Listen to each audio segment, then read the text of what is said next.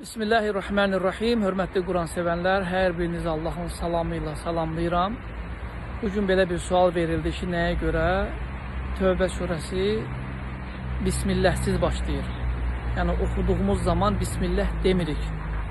Bildiyimiz kimi Quran-ı Kərimdə 114 surə var. Həmin 114 surənin 113 surəsi Bismillahirrahmanirrahim başlayaraq oxunur.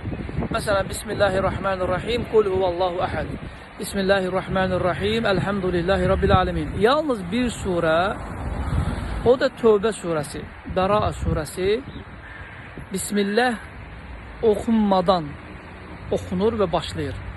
Və Əuzu billahi minəşşeytanirracim, Bəraətun minallahi və rasulihi iləllezine ahəddüm deyərək oxuyuruq.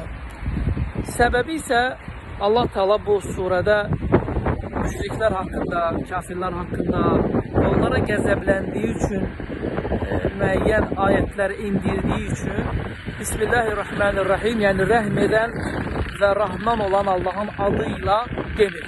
Və bu da Allahdan olan bir hikmətdir və Rasulullah sallallahu aleyhi və səlləmə Quran-ı Kərim bu formada inib və Tövbə surəsi Bismillahsiz nazil olur. Allah sizləri qorusun.